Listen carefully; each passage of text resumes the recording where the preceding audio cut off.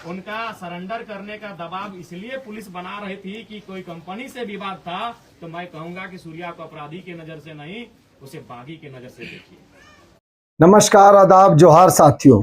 मैं सरफराज कुरैशी और आप देख रहे हैं न्यूज स्टॉपेज। दोस्तों, संथाल परगना का एक नाम जो इन दिनों पूरे झारखंड में छाया हुआ है, उस नाम की चर्चा लगभग हर जबान पर है। जी हां, मैं बात कह रहा हूं सूर्या हांसदा की। वही सूर्या हांसदा जिनका बीते दिनों पुलिस ने एनकाउंटर कर दिया है।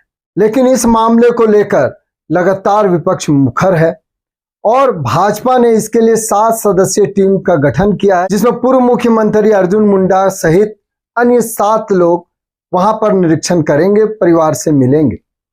लेकिन इससे पहले 16 अगस्त को टाइगर जयराम महतो उनके परिवार से मिलने पहुंच जाते हैं। आपको बताते चले कि सूर्या हांसदा 4 बार विधानसभा का चुनाव लड़ चुके हैं, 2 बार झाविमो के बैनर से और 1 बार भाजपा के पार्टी से। लास्ट और अंतिम चुनाव जो बीते विधानसभा झारखंड में चुनाव हुआ, उसमें जेल कैंप से उन्होंने चुनाव लड़ा था, यानी टाइगर जयराम महतो की पार्टी झारखंड लोकतांत्रिक क्रांतिकारी मोर्चा के बैनर तले। दोस्तों, इस घटना के बाद से जो सबसे ज्यादा मुखर आवाज है, मैं पहले भी कहा हूं, पिछले वीडियो में मैंने कहा कि भाजपा के प्रदेश अध्यक्ष और प्रतिपक्ष नेता पूर्व मुख्यमंत्री बाबूलाल मरांडी, उनकी आवाज सबसे ज्यादा मुखर है। वो लगातार इस मामले को फर्जी एनकाउंटर कह रहे हैं और कहते हैं कि ये एनकाउंटर नहीं, हत्या है। उन्होंने इस मामले की जांच सीबीआई से कराने की मांग की है। राज्य सरकार ने सीआईडी का गठन किया है, सीआईडी से जांच कराने की बात कही है, लेकिन पूर्व मुख्यमंत्री बाबूलाल मरांडी इसे मानने को तैयार नहीं है। वो कहते हैं ये नामंजूर है। इस बीच में दोस्तों बात कह रहे थे कि टाइगर जयराम महतो सूर्या हांसदा के घर पहुंचते हैं, वहां उनकी मां से मिलते हैं, लोगों से मिलते हैं और टाइगर जयराम महतो कहते हैं, वो भी कहते हैं कि सूर्या हांसदा का मर्डर हुआ है, इनकाउंटर नहीं कह सकते इसे। उन्होंने कई सवाल उठाए हैं। उन्होंने कहा है कि पीठ पर गोली लगती है, अगर कोई भाग रहा है तो पेट पर क्यों लगी, बदन पर जलने का निशान क्यों है, ऐसी कई बातें उन्होंने कही है। और उन्होंने जो सूर्या हांसदा जो स्कूल को चलाते थे, उसको भी आर्थिक सहयोग देने की बात कही है। टाइगर जयराम महतो ने सूर्या के घर पर जो लोगों को संबोधित किया, उनसे बात की, उसमें उन्होंने मुख्यमंत्री हेमंत सोरेन पर भी सवाल खड़े किए हैं। मुख्यमंत्री को लेकर कहते हैं, पंकज मिश्रा का नाम जब सामने आता है इस मामले पर, तो वो मुख्यमंत्री की बात कहते हैं। क्या कह रहे हैं टाइगर जयराम महतो, पहले आप ये सुने। मैं आपको बार बार कहूंगा, हेमंत बाबू लाख कहें कि आदिवासी का बेटा है, आदिवासी की सरकार है, लेकिन ईमानदारी से कहिए चला कौन रहा है? आज यहाँ भारी संख्या में मैं चुकी है, आप अनुभव करिए चला कौन रहा है इस राज्य को। आज नहीं, मैं यही आप नाम किसी का, मैं चूंकि किसी का नाम जब सामने नहीं आया है और उसका जब जांच पड़ताल नहीं हुआ है, तो मैं नाम लिए बिना आज मान के चले हेमंत दादा का सीट है बरहेट है ना, वो तो रांची में रहते हैं, लेकिन चला कौन रहा है? आज संथाल परगना को चला कौन रहा है? आज राज्य को चला कौन रहा है? आज इस राज्य को कौन चला रहा है? संथाल परगना को कौन चला रहा है? बरहेट को कौन चला रहा है? ये आपसे भी नहीं छुपा है।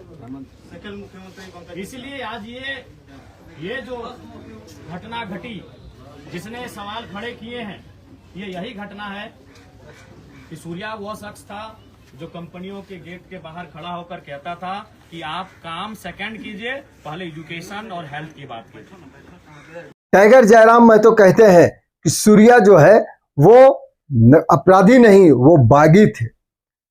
हालांकि उन्होंने ये भी कहा है कि वो उनकी पार्टी से भले ही चुनाव लड़े हैं, लेकिन उनसे मुलाकात नहीं हुई है। लेकिन जो लोग 4 बार जो चुनाव लड़ चुका हो, वैसे उसे अपराधी बताकर एनकाउंटर करना कहीं से सही नहीं है। उनका कहना है कि अगर वो अपराधी थे, किसी मामले में अगर उनको पुलिस ढूंढ रही थी, तो जिस वक्त वो चुनाव के लिए नॉमिनेशन करने गए थे, पुलिस इसी वक्त उसे क्यों डिटेन नहीं की, उसे क्यों नहीं पकड़ ली? ऐसे उन्होंने कई सवाल खड़े किए हैं। इसलिए अगर इनका सरेंडर करने का दबाव इसलिए था कि कोई माइंस से संबंधित मामला था, कोई कंपनी से संबंधित मामला था, चाहे वो पत्थर की खादान हो या कोयला की खादान हो, तो पूरे राज्य को सूर्या को अपराधी की नजर से नहीं, मेरे हिसाब से बागी की नजर से आप देख सकते हैं, अपराधी की नजर से नहीं देख सकते हैं। अगर उनको लगा कि असामाजिक गतिविधियों में उनकी संलिप्तता है तो उनको विधिवत रूप से कार्रवाई करते हैं, न्यायालय लेके जाते हैं, सजा सुनाया जाता, उनको कारावास में डाला जाता। और अगर उनको अरेस्ट ही करना था तो वो चुनाव लड़े थे, आपको भी मालूम है, तो चुनाव के टाइम तो सभी नेता अरेस्ट होते हैं, तो फिर उस समय काहे नहीं अरेस्ट किया गया। और दूसरी बात, वो सम्मानित जनता ने उनको वोट दिया है, 2 बार उनको 25-26 हजार के आसपास वोट मिला है, एक बार उनको 45 हजार के आसपास वोट मिला है, हालांकि इसी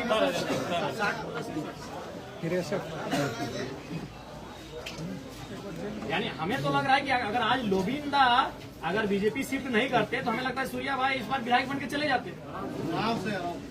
तो वो एक जनप्रतिनिधि थे और उसका अगर आप इनकाउंटर करेंगे तो भाई ये तो बड़ा सवाल क्यों नहीं करेगा। एक जनप्रतिनिधि थे, वो 4-5 बार चुनाव लड़ चुके थे, सम्मानित वोट ला चुके थे, 30,000, 40,000, 60,000 वोट लेकर आ रहे थे, तो इसलिए हर कोई सवाल करेगा, हर कोई सवाल करेगा। अगर वो असामाजिक गतिविधियों में संलिप्त थे तो फिर चुनाव लड़ने से प्रतिबंध आपने क्यों नहीं किया?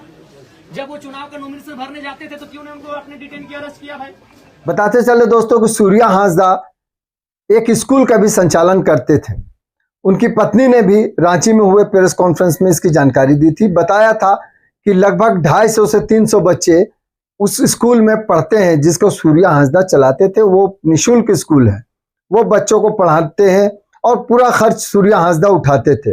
लेकिन अब उनकी मृत्यु के बाद, अब उनके एनकाउंटर के बाद स्कूल कौन संचालित करेगा, ये एक बड़ा सवाल खड़ा हो रहा था। ऐसे में टाइगर जयराम महतो कहते हैं कि बाकी लोगों से भी उन्होंने अनुरोध किया है कि वो इस पर साथ दें, इसको स्कूल संचालन में, और खुद भी आर्थिक मदद देने की, आर्थिक सहयोग देने की बात टाइगर जयराम महतो ने कही है। और साथ ही अभी हम लोग जैसा सुन रहे हैं कि यहाँ 200-300 बच्चे शायद अनाथ बच्चे पढ़ते थे, तो मैं आप सभी से आग्रह करूंगा कि जो लोग सक्षम है, क्योंकि हम जान रहे हैं कि झारखंड में अभी सक्षम लोग कहाँ रहे। सक्षम जिससे होना होता है, कोयला, पत्थर, बालू तो यूपी बिहार के लोग, इधर बंगाल के लोग रास्ते से ले जा रहे हैं। झारखंड के लोग तो मैंने मजदूरी भैंसा बेलचा का काम कर रहे हैं, सक्षम तो बहुत कम लोग होंगे। झारखंड के लोग तो साइकिल चला के ले जाते हैं सर, जो पैदल। जो लोग सक्षम है उनसे मेरा आग्रह होगा कि सूर्या जी ने जिस स्कूल को छोड़ा है, जहां 200-250 की संख्या में अनाथ बच्चे पढ़ते हैं, वो बंद न होने पाए। मैं भी अपनी क्षमता के अनुसार ये आपको आश्वस्त करता हूं कि मेरा भी उन बच्चों की पढ़ाई बंद ना हो, उससे मैं भी कंट्रीब्यूट करूंगा। जो फिर पुनः कहेंगे ताली वगैरह किसी भी कार्य के लिए नहीं आप बजाएंगे। मैं चूंकि मैंने भी अपने विधानसभा में 75% अपना सैलरी डोनेट करने का बात कहा है, तो अब हमारे पास भी उतना रहा नहीं, लेकिन उसके बावजूद भी मैं, क्या कि बहुत सारे व्यवस्थाएं हैं, बहुत सारे सही लोग भी दुनिया में हैं, या फिर जहां तक भी होगा, मैं निसंदेह ये मेरा प्रयास रहेगा, या मैं आपको ये वचन देता हूं कि इस विद्यालय में जो अनाथ बच्चे पढ़ रहे हैं उनकी पढ़ाई ना रुके, उसमें कुछ प्रतिशत मेरा भी योगदान होगा कि उनकी पढ़ाई ना रुके। मैं ये प्रयास करूंगा। साथियों, आज यानी 17 अगस्त को बीजेपी की टीम, 7 सदस्यीय जांच टीम आज गोड्डा पहुंचेगी और वहां पर उनके परिजनों से, सूर्या हांसदा के परिजनों से बात करेगी। लेकिन ये तय है कि जिस पार्टी में वो पहले थे, वर्तमान में तो जेल के में थे, वो ज्यादा मुखर नजर आती है। भले ही टाइगर जयराम महतो वहां पहुंचे हों, लेकिन बाबूलाल मरांडी लगातार अपने सोशल मीडिया से लेकर हर दिन वो कुछ ना कुछ नया ट्वीट करके और लोगों को बताते रहते हैं, सीबीआई जांच की मांग शुरू से उठा रहे हैं। अब सीबीआई जांच होती है या सरकार सीआईडी जांच पर ही निर्भर रहती है, ये तो आने वाला समय बताएगा। लेकिन इतना तय है कि सीबीआई जांच की मांग अब गोड्डा से निकलकर पूरे राज्य में फैलेगी। भाजपा इस मामले को लेकर ज्यादा एग्रेसिव है और कहा जा रहा है, कुछ लोग ये आरोप भी लगा रहे हैं कि भले सूर्या जेल कैंप में थे तो सूर्या के लेकर जेल कैंप का जो तेवर होना चाहिए, जो जेल कैंप पार्टी की ओर से जो मांग होनी चाहिए, उतनी प्रमुखता से नहीं आई जितनी भाजपा की ओर से आ रही है। यानी सूर्या हांसदा की मौत को लेकर जो सबसे ज्यादा तेवर में है वो भाजपा है। अब जेल कैंप भी सामने आ गई है ये भी कहा जा रहा है, कुछ लोग ये भी आरोप लगा रहे हैं, पहले से ये तय था कि झारखंड के प्रदेश स्तर के भाजपा नेता वो एक टीम गठित हुई है जिसमें वो जाएंगे जांच करने को लेकर। उससे एक दिन पहले 17 अगस्त को उनको जाना था, तो एक दिन पहले 16 अगस्त को टाइगर जयराम महतो वहां पहुंचते हैं। अब ये इत्तेफाक है या कोई भी मामला हो, लेकिन इतना तो तय है कि सीबीआई जांच की मांग अब और तेज होगी। जेएलकेएम भी अपने स्तर से दमखम के साथ इस मांग को आगे बढ़ाने की बात कही है टाइगर जयराम महतो ने। वहीं भाजपा तो लगातार पहले से ही सीबीआई जांच की मांग कर रही है। गोड्डा के पूर्व विधायक अमित मंडल भी लगातार, उन्होंने ही सबसे ज्यादा इस मामले को मुखर होकर आवाज दिए, उठाया है। तो अब देखते हैं कि आने वाले समय में आगे ये मांग कितनी जोर पकड़ती है, ये तो आने वाला समय बताएगा। सूर्या की आवाज अगर आपको लगता है, फिर मैं कहूंगा मेरा संबंध धनबाद से, आपका संबंध गोड्डा से है। सूर्या को आप हमसे बेहतर जानते हैं। मैं भले वो मेरे राजनीतिक दल से अंतिम चुनाव लड़े, लेकिन कभी उनसे हमारी ना मुलाकात हो पाई है, ना कभी टेलीफोनिक बात हो पाई है। उनके शरीर को आपने देखा, अगर गोली लगी थी तो शरीर जला कैसे, और जला ऐसे है आपको भी मालूम है। आपने भी कभी देखा हो किसी को अगर आग झुलसता है, गरम खाना, गरम दूध, गरम तेल अगर बॉडी में गिरता है या फिर कोई करंट लगता है तो जैसा बॉडी छिल जाता है वैसा छिला हुआ कैसे, बिल्कुल सवाल होता है। आपने भी उनके पार्थिव शरीर को मरने के बाद उनके शरीर को देखा होगा, या तो फोटो में या तो सामने आके। जी सर। उस शरीर में जला हुआ निशान है, बहुत बड़ा दाग है जला हुआ। तो सवाल तो है, हाथ भी छिला हाँ तो वही वो जला हुआ निशान तभी आता है जब या तो उसमें गरम दूध गिरे, गरम तेल गिरे, गरम चाय गिरे, या तो आग से झुलस जाए या फिर करंट लगे, इलेक्ट्रिसिटी लगे। ये तो सवाल।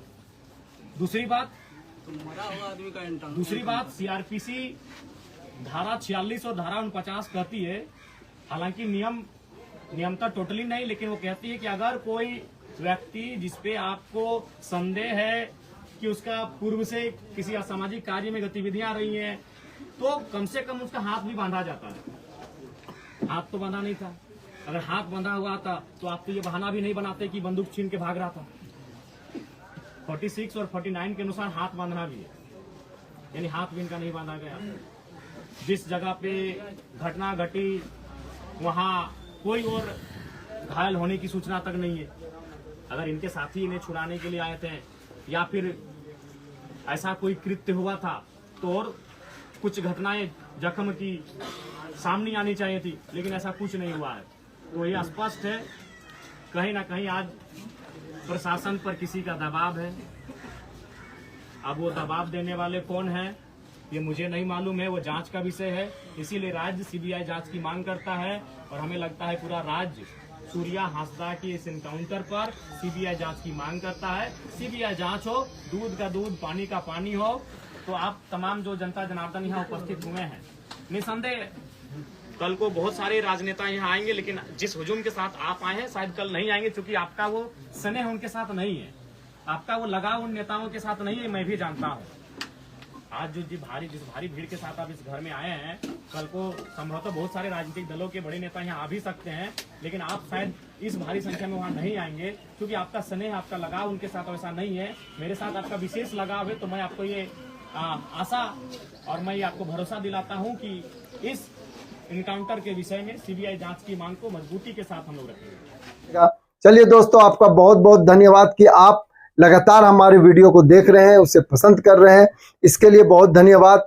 इसी तरह आप हमें अपना प्यार देते रहें, और जिन्होंने अभी तक हमारे चैनल को सब्सक्राइब नहीं किया है उनसे अनुरोध है, गुजारिश है, निवेदन है कि आप हमारे चैनल को सब्सक्राइब कर लें, लाइक करें, शेयर करें, कमेंट्स करें, ताकि इससे हमें और बेहतर करने की प्रेरणा मिलती रहे। बहुत बहुत धन्यवाद।